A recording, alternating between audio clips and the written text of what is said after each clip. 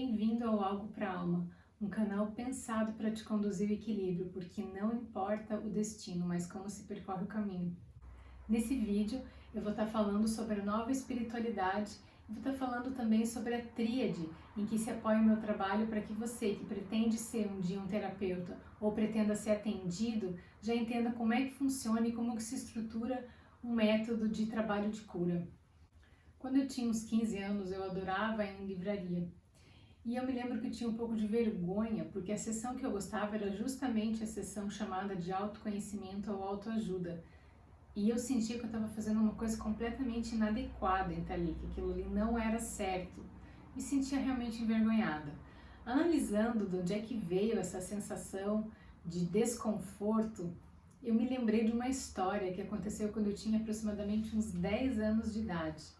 Na aula de português, a gente tinha uma tarefa específica de fazer palestras com tema livre. Então você escolhia um tema livre, o que já era maravilhoso, porque na escola a gente, em regra, não tem muita opção de escolher as coisas. Você escolhia um tema que tinha a ver com você e palestrava na frente dos colegas. E eu sempre escolhia temas que eram um pouco, digamos, diferentes. Então eu lembro que eu fiz palestras sobre nuvem, sobre o Egito. E um belo dia, na minha santa inocência, eu resolvi fazer uma palestra sobre gnomos, porque eu tinha ganho um livro de Natal, que era um livro lúdico, todo bonito, explicando como que os gnomos viviam no meio da floresta. E eu desenhei os gnomos todos numa cartolina e levei esse material para a escola, pendurei no quadro negro e palestrei assim como se não houvesse amanhã, porque para mim aquilo era uma coisa muito natural e muito verdadeira. E eu sofri o maior bullying quando eu voltei para casa dentro do ônibus escolar, porque os meus colegas de classe pegaram aquele cartaz da minha mão, abriram, tiraram o maior sarro, começaram a brincar que tinha um gnomo correndo embaixo da poltrona. Até hoje, quando eu encontro alguém daquela época, me perguntam como vão os gnomos. E por que eu tô te contando essa história? Eu tô te contando essa história porque foi exatamente ela que me trouxe a crença de que eu deveria me importar com a opinião alheia. E com isso, o meu processo, que era tão especial de autoconhecimento, de fazer o que eu gostava, de botar o olhar naquilo que eu gostava, ele ficou um pouco travado. Então, o autoconhecimento, ele vai fazer a coisa mais importante da sua vida, que é te mostrar que você não precisa e nem deve se preocupar com a opinião alheia sobre aquilo que você pensa, sobre aquilo que você gosta, sobre aquilo que você é. Quando a gente entra nessa senda do autoconhecimento, que eu acredito que ela está diretamente ligada com a espiritualidade da nova era, com a espiritualidade genuína, você vai necessariamente ter que passar por esse degrau, você vai ter que entender que você não pode se importar com a opinião alheia. E quando você fizer isso, o caminho chamado caminho do coração, ele vai começar a se abrir para você. Essa paz e esse contentamento que você tanto busca em tantos lugares, ela vai começar a aparecer de uma forma muito natural. Porque se você chegou até o meu canal e se você está assistindo esse vídeo, é porque você já está no caminho da espiritualidade. Então é somente nesse lugar só seu que você vai encontrar essa voz que vai te dizer por onde você deve ir e qual o próximo passo que você deve dar. Desvendando toda essa história, trazendo essa crença que era tão viva em mim, de volta, eu consegui realmente entender o padrão que funcionava por trás daquilo e modificar.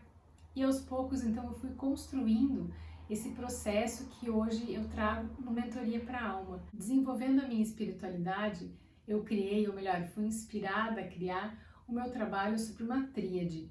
E a primeira base, o fundamento dessa tríade é a cura intuitiva. E o que a cura intuitiva ela vai fazer por você?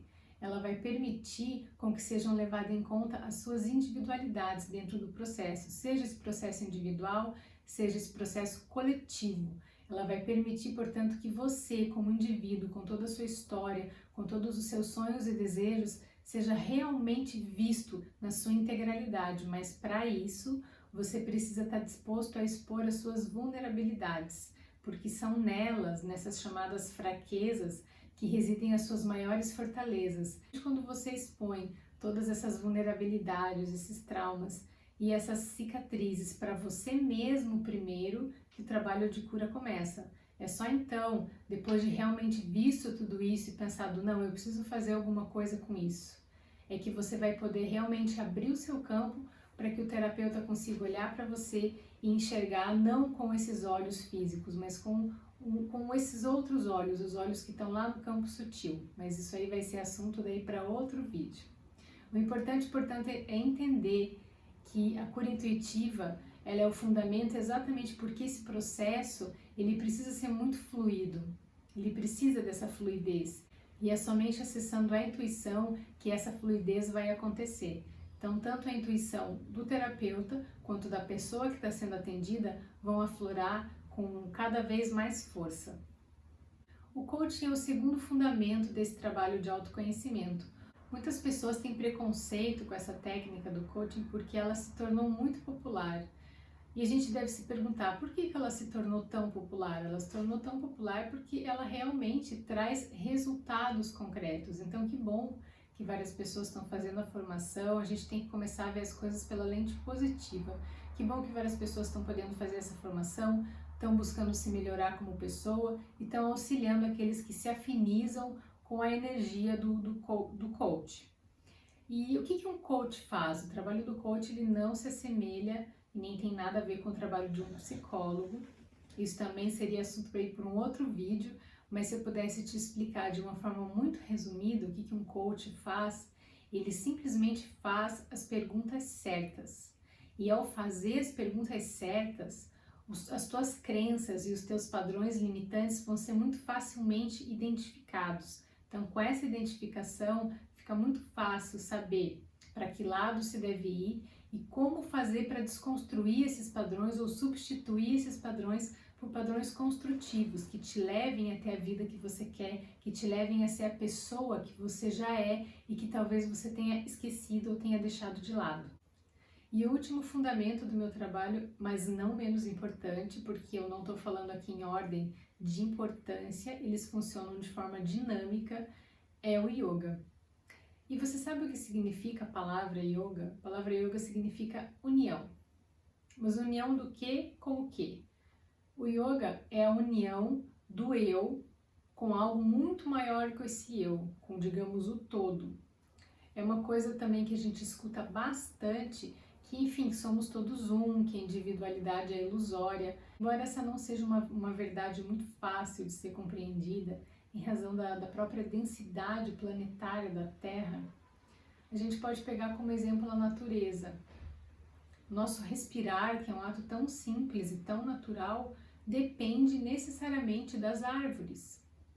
Se a gente tivesse isso como uma verdade absoluta, ou pelo menos aceitasse, a gente não seria ensinado na escola a ter que preservar a natureza. Então fica muito claro que as coisas sim estão todas interligadas. A nossa vida depende da vida do próximo, depende da natureza, depende dessa noção do todo. Então o que o yoga faz é que dentro desse espaço de silêncio que você vai construindo, você vai conseguindo perceber a interligação entre todos os eventos, entre todas as coisas, e você acaba experienciando algo que não é você, sem deixar de ser você.